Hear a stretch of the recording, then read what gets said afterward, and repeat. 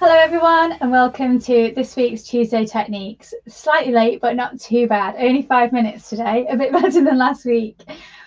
So welcome to this Tuesday Techniques session. Those of you that have been following along with these will know that these sessions are aimed at helping you fine-tune fitting changes and fitting adjustments on sewing patterns. And so we've been going through a series of these. If you haven't been watching these up to date, then check out the website. Let me just find a link for you for that. So check out the website, somuchmorefun.co.uk. On there, you'll see the past Tuesday Techniques sessions. You feel free to add any comments on those posts. You can also see the sessions on the Facebook page, So Much More Fun, or also in the Facebook group. So thanks to everybody that's been commenting, emailing me, contacting me. I've had such lovely feedback over the last few weeks, and it's just brilliant. I love it. And so I'm so pleased that some of you are finding these sessions useful, and it gives me a chance to kind of explore how I can share this information with you. So, and also knowing what you're enjoying and what you're not is really helpful. So these sessions typically are about half an hour or 45 minutes, depends on how much we've got to cover. This is a bit of a bigger one today, so it might take us a little bit more time.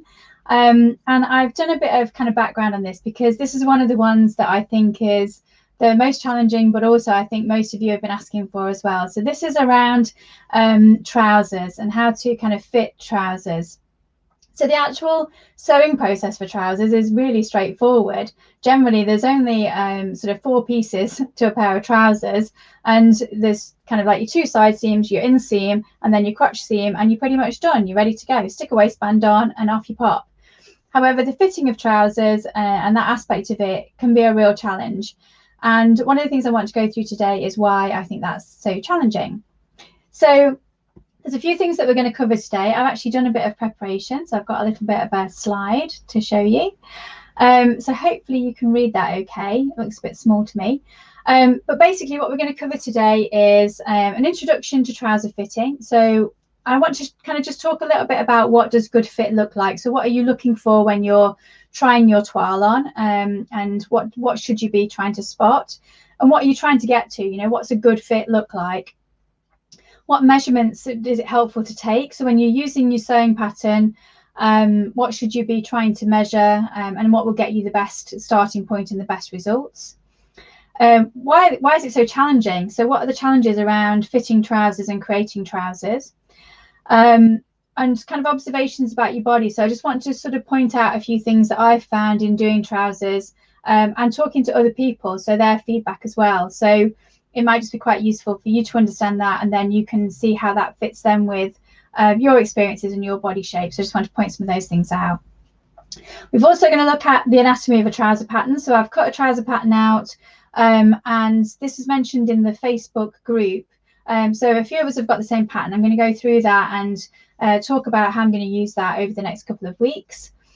A quick introduction to the order in which you would make these changes. So again, similar to what we talked about with the bodice, a bodice or a dress starts with the shoulders, and so we tend to work down from fitting the shoulders first, then the kind of front and back, then the sleeves and the armholes and those kind of things in that order really, after we've made length changes. It's slightly different for trousers, so I just want to give you some tips on how to approach that. I also want to talk about ease and how to kind of set your expectations of what your measurements are versus what the garment measurements are. So we're going to look at some real examples of that. And then I'm going to just talk through some of the different types of adjustments. So this includes adjustments to the crotch depth, adjustments to the crotch length. And then over the next couple of weeks, we're also going to be looking at adjustments for full tummies and then flat or full bottoms. And I'm going to kind of talk through some of those aspects.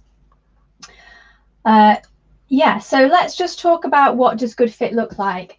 So really, when we're looking at fitting trousers, we talked about the fact that bodices all sit from the shoulder. Well, with trousers, they tend to sit mostly on the hips. They need to fit around the waist, but mostly they're going to sit on your widest part, which is going to be sort of around the hips.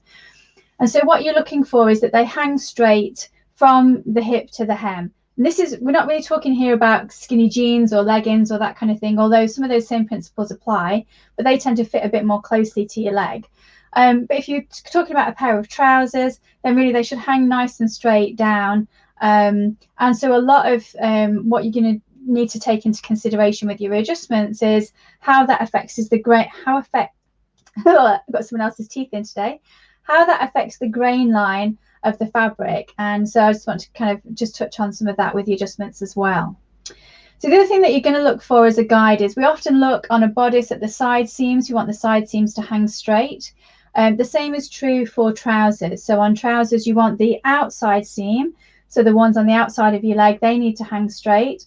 And you also want to try and get the inseam straight as well. So again, depending on the kind of adjustment that you're making, reading, and they might read differently depending on where you carry your weight or your body shape. And so we want to kind of look at both of those, so the outseam and the inseam. And they also need to be comfortable for when you stand up, when you sit down, when you bend, and when you walk. And this really kind of leads into why this is kind of challenging. So the next thing I wanted to talk about is, let me just see my comments, sorry. So the next thing I wanted to talk about is what measurements you're going to take. So yeah, I've got a couple of people on live, and it's lovely to see you. Let me know who you are. Thanks, Mum. Always good to see you here. You're my #1 fan. I love it. So I just wanted to show you how to take some of the measurements. So the key measurements that we're going to need to take, if I just share my screen again. I'm going to just go down. So the measurements that we're going to take for trousers are kind of all about the lower body, really. So we're looking at our waist measurement, our hip measurement, something called our crotch depth, which I'm going to talk about, our crotch length, and the width of our thigh. And all of these will take into consideration. You're also going to have things like your kind of full length and where your knee position is and that kind of thing. But the main ones that we want to get us started in terms of making our first assessment garment and toile, or whatever we want to call it, they're the ones that we're going to be using. Okay, so in terms of measuring you know how to measure your waist and hips by now, hopefully. But generally, you're going to take a piece of elastic. I'm just going to look to see if I have one to hand. Should have been more prepared on this bit. So generally, it's helpful if you can take a piece of elastic. Let's take this piece off this card and tie it around your waist. And so I'll just stand back a little bit so you can see. And so what you're going to do is you need to know where your waist is. So I'm wearing a top. Generally, if you can do this in your underwear or something in your own home, obviously that's going to be better. You want to wear something that's fairly close fitting, or ideally just your underwear. And so if you tie your elastic and then move it and kind of wiggle around and just let that rest for a little bit, that will sit on your natural waist. And so that's where we're going to want to start from in terms of taking these measurements. And so when you're taking your measurements, again, with your waist measurement, just as a reminder, what you want to do is make sure that you are, ideally, that you are kind of breathing out, unless you want to wear these trousers. We've talked about this before. Unless you want to wear your trousers where you're constantly holding your breath. Not good if you're going to be wearing them for long periods of time. So you want to breathe out and try and relax, but you still want the tape measure to be reasonably snug, because it needs to be your body measurement, and the patterns will often include some ease for the actual wearing of the garment. So try and take that as kind of snug as you can. But like I say, without kind of holding in and sucking in, you sort of just want a nice relaxed measurement here. Then for your hip measurement, you're going to take, again, usually if you're not sure where your hip is, what we're really looking for here is where's the widest part on you, because we need to accommodate that within the garment. Now, if you're the kind of person who has a fuller tummy and a flatter bottom, then your measurement might be slightly higher up.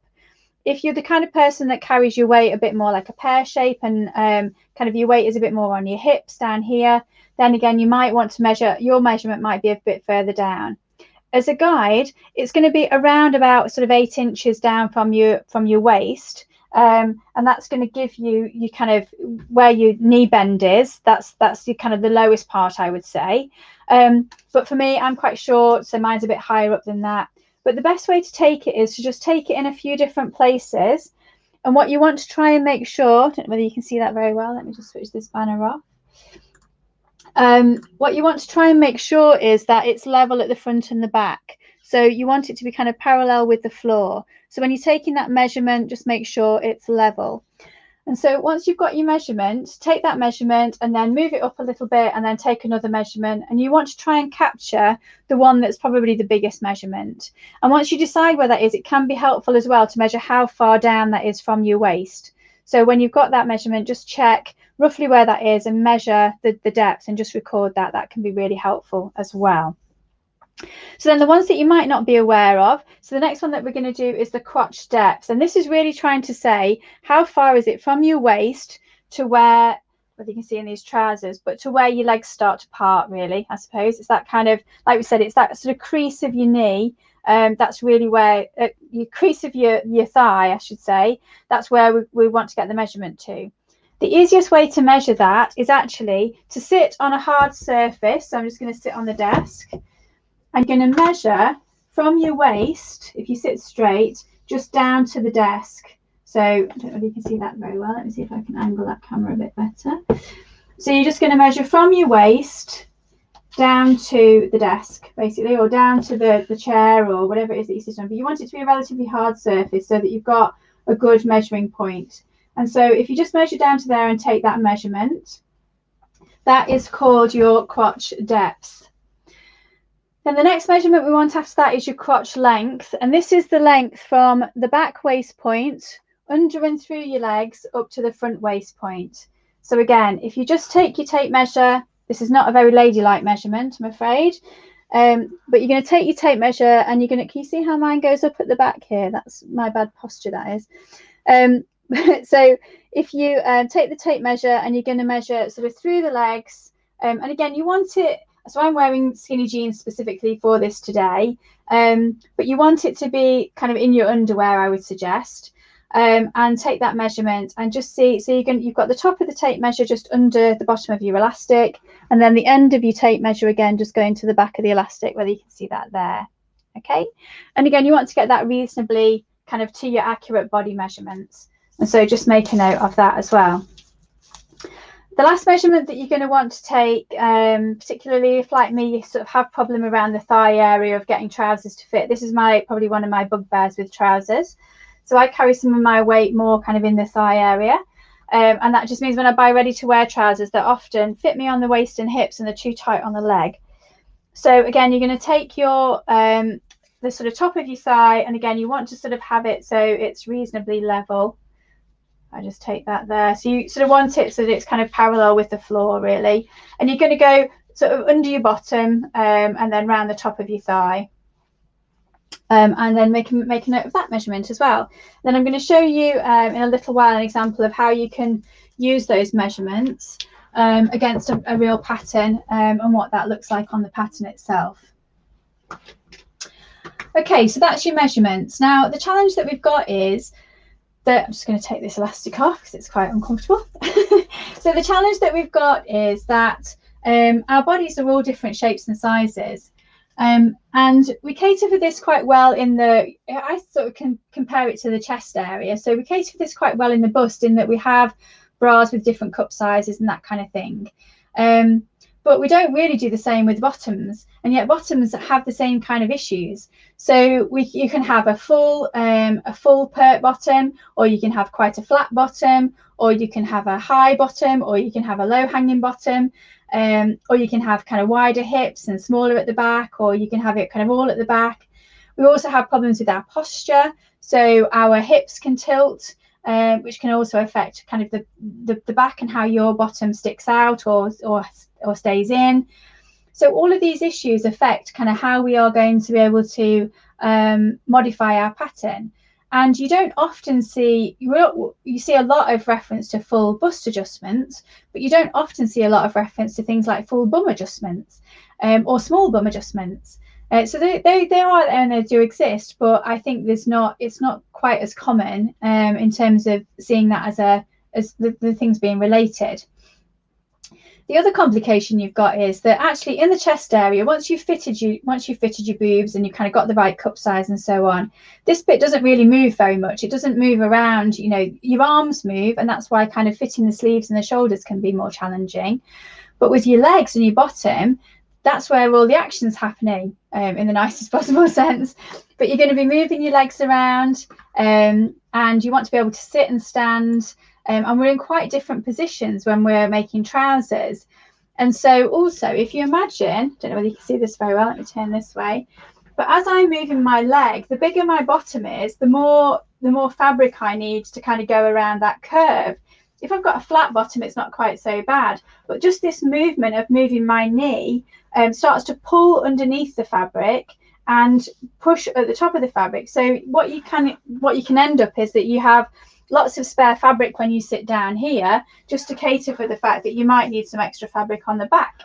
So there's lots of different aspects to it. So the only reason for saying that is not to put you off, but just to explain why, if you've had trouble fitting trousers, then it's entirely normal. You know, this is a difficult area to fit, but having a good process and an approach to do that, I think will really help. And some of the things that we're going to cover over the next couple of weeks in these Tuesday techniques will hopefully give you a starting point to get closer to where you want to be. Okay, so I was just going to show you some differences in body shapes, just to explain what I was talking about in terms of this kind of thing. So what you'll see on this diagram here, I just chose this one because it was easy to kind of access, but even just these ladies' shapes. So the lady in the middle has quite a flat bottom, so it doesn't stick out very much, and it's fairly high, so it's not kind of dangling down quite low. If I was to show you mine sits a lot lower than this one. So from the side profile, you can start to see that she's got quite a flat shape at the back. So the lady on the right hand side, she's starting to show a bit more shape, and maybe a slightly lower kind of where her flesh on her bottom is. And then the lady on the left hand side, again, just looking at her posture is quite different. She's got a slightly bigger tummy. Her bottom is quite flat underneath, but more curvy, definitely, than the other two. Her leg shape is slightly different, so she's got slightly bigger thighs than the others. And just like you say, you start to see different people's postures. And equally, in this example, we're also talking about, we can also see the effect of wearing high heel shoes. So again, that does change our posture. I don't know about you, but when I wear shoes, I probably stand a bit differently to them when I'm wearing flat shoes, if I wear shoes with a heel. So I just wanted to talk about some of those complexities. And this is just the side profile. So again, if we looked at the front, again, their shapes would be different from the front as well. So these are all things that we want to start to look at on our own body shapes. And so I was thinking about, for me, definitely what helped me the most was being able to understand what my body looks like. And so I think it's really worth spending a bit of time just in front of the mirror, or maybe try and get a few photos of yourself. The other thing that helped me was to stand kind of in a fairly dark room with just one light on, so I could see my profile projected against the wall. So I could just look at it kind of without any other judgment. I could just actually see the shape of it. And so that's where I spotted that actually I do have quite a full bottom, and also it hangs down lower than I would like at the moment. So I'm not really exercising very much, and probably too much information there, but it helped me understand where I might need to make the adjustments on my patterns to get trousers to fit better. You can also get a lot of information from when you make your toile, and we can look at kind of reading the creases, and we can look at kind of how you can put balance lines and things onto your pattern, so that it will help guide you. But just even having an awareness of how your body looks, you know, where do you carry your weight? Are you flatter or fuller? Are you, kind of, are you more pear-shaped, or do you carry more of your weight further up? You know, do you have a wider waist and a narrower hip? All of these things will factor in. And if you already have those in your mind, when we come to talk about the adjustments, it might help you understand how to get the best out of the fitting process. I'm just checking my notes here. Yeah.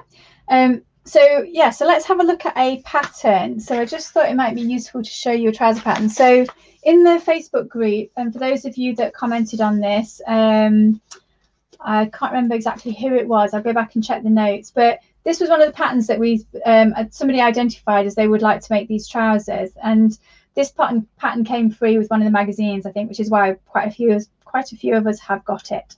So I've just used this example because I thought it might be useful to work through as we go through some of these exercises, and I can show you some of these measurements against this pattern. So this is just quite a basic pattern, and it's for it's a woven trouser, and I think it's got a side zip just by looking at the design. And I've just kind of cut it out. It's got quite a full flare on the leg, so it's fitted on the thigh, and then quite a full flare in the leg. But it's just got like a small yoke that goes on the top instead of a waistband. So it's got this kind of small, what I'd call a tapered waistband, really, on there. It's quite straightforward. It's got a couple of darts in. So let's just have a look at the anatomy of a trouser pattern quickly. So I'm just going to change my camera. Or not. Oh yeah, there we go. Okay, so on this pattern here, this is the pattern. I'll show you this. So I've traced this one off so that I could start to make adjustments on it, and I could do my measurements and so on. So a trouser pattern has a front piece. See if I can get this any higher up for you. Okay. A front pattern piece, and the front pattern piece has got this dart in so that you can, because obviously our hips are generally wider than our waist, and so we want some shaping going into the waist, and that's done through this dart here and a slight bit of shaping on the side seam here. So if you imagine this curve here is the bit that's going to go at the front and through your legs, and then this is going to curve round, and this is going to be the inside seam, and this is going to be the outside seam. And then I've just pinned on here the yoke, which is like a tapered waistband, and it looks too small, but that's because obviously I would have to fold out this this dart here. So you'll notice that the front curve here, which is this is going to go down your center front, this is quite straight and with quite a short curve.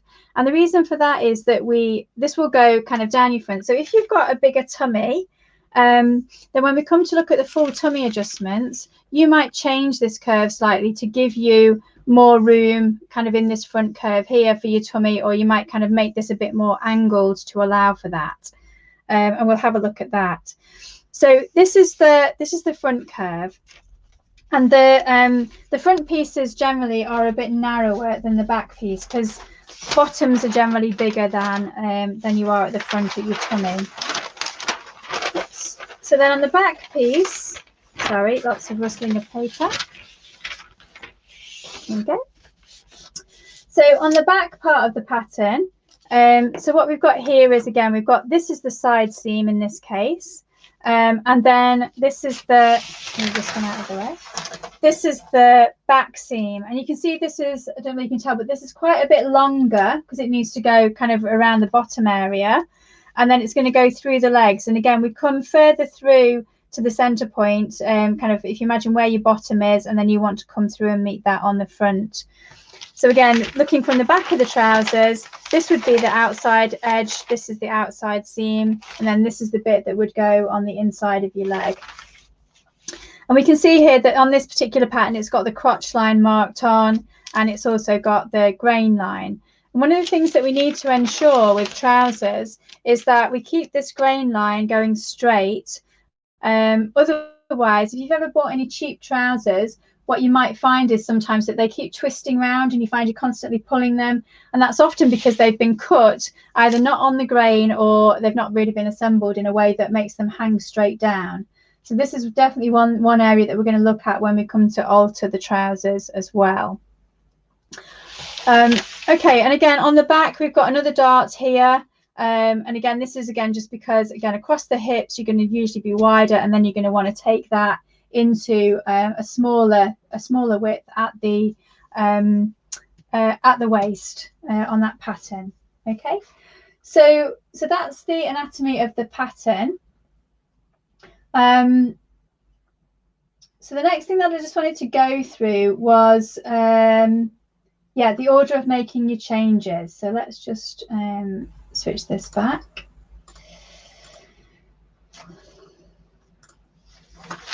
So if when you make skirts, you generally make adjustments to the sort of waist and hip areas, then you're going to do that again. Probably you're going to need to do that on your trousers, because they're going to have used similar measurements when they created those patterns, and therefore you might need to make those same adjustments. Generally, you would make your hip and waist changes first so that you can actually get it on and it sort of sits quite comfortably, a bit like we talked about with getting the shoulders sorted first so that the garment hangs, because it is going to hang from the hip. So make those changes and sort of get that bit right first. And then you're going to do any sort of thigh width adjustments. So again, just to be able to get the trousers to hang. And then the last thing that you would do then is probably make any length adjustments, because you sort of need everything to hang first before you decide whether you're going to lengthen or shorten it. And that might also mean in terms of the length of the bodice as well. Yeah,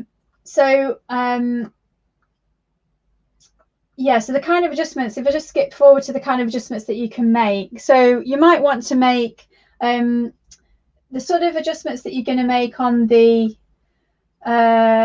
around the hip and the waist are, so you might want to make a full tummy adjustment that we talked about. You might want to make a full bottom or flat bottom adjustment. That's going to affect the hip area. So we are going to cover those next time in the next couple of weeks. But those ones are the kind of ones that you might want to do first, because that length, they will also affect the length in terms of those top areas. You might also then want to make adjustments to the crotch depth, sorry. So that's the sort of, whether you like your trousers to sit more high rise or more mid rise. Again, you would make those changes kind of after you've got the fit right around the width of your body. You can then decide how you want to adjust the position of the waist, essentially, and where that's going to sit. And then you'll also make and that will also include making adjustments to the crotch. So that's your kind of crotch length adjustments as well.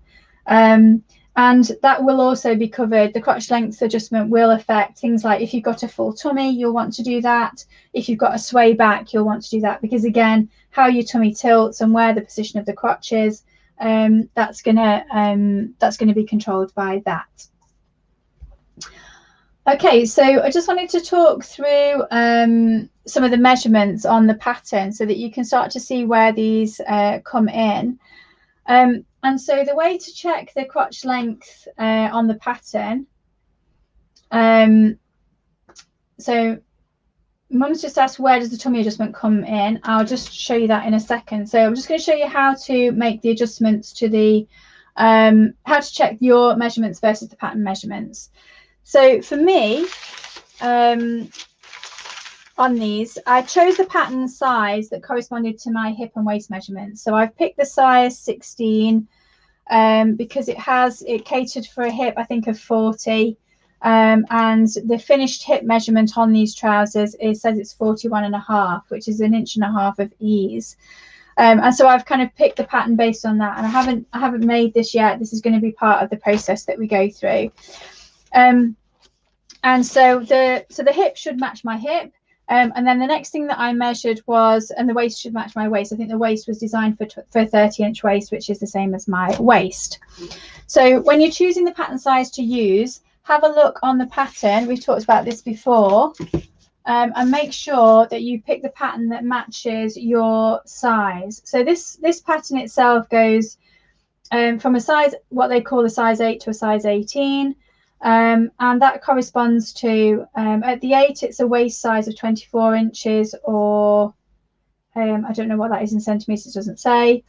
And at the 18, the waist size goes up to a 32 inch. So it's quite a small, I'd say this is quite a small pattern, even though it says it's an 18. And the hip size goes from a size 8, which is 33.5 inches, up to a size 42 at the 18. So take your waist measurement, take your hip measurement, and pick the pattern size that most closely corresponds to that from this table.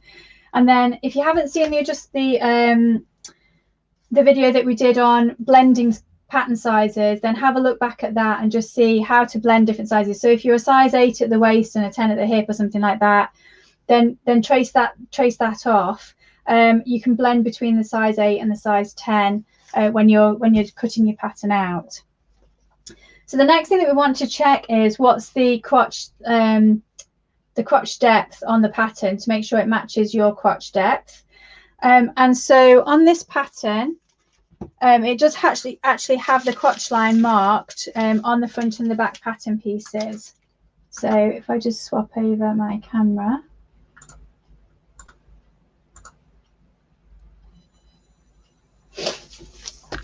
So hopefully you can see this, but this line that's marked here, and the crotch, really, the crotch length, usually these are reasonably tight fitting trousers, so you can't always assume that the crotch is actually where it shows on the pattern. If you're making something like you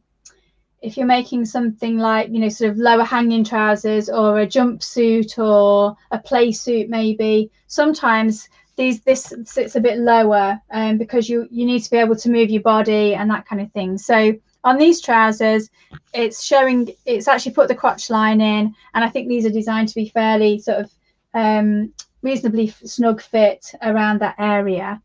So we know this is the line for the crotch length, crotch depth, sorry. I need to get that terminology right. So my crotch depth on my measurements, when I took my measurements, was 10 3/4 inches. Now on this particular pattern, we've also got this yoke, and so we need to, I've just pinned mine on. I've measured where the seam allowance was, and I've matched up where that is. So it's 5/8 of an inch seam allowance. So I drew that on both of the patterns, and I've just matched up where that seam allowance is on both of those pattern pieces.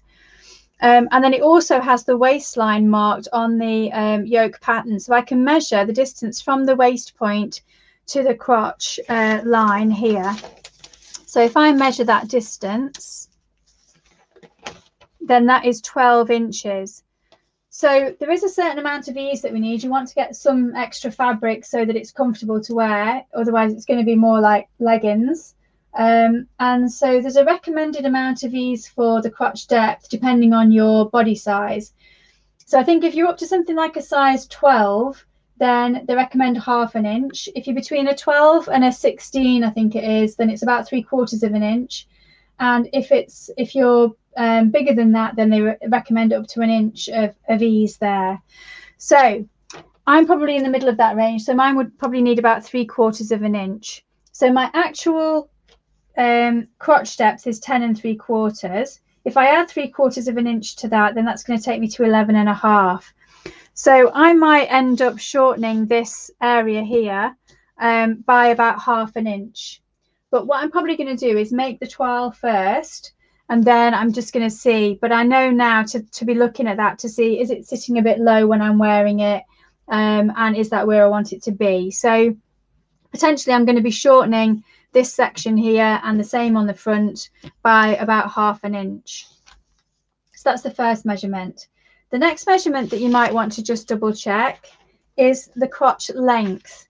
And so for that, what we're going to do is we're going to put together the pieces at this inseam. So there's usually so I've marked on my seam allowance on both pattern pieces so I can see where they're supposed to join. And then I can overlap those. There is actually a notch on the back pattern piece exactly where that point is. So I can join those up and just stick a pin in there. And then I've also, oops, if I just pin that. And then I've also pinned the front, see that? I've also pinned the front yoke on as well so that I can see that here.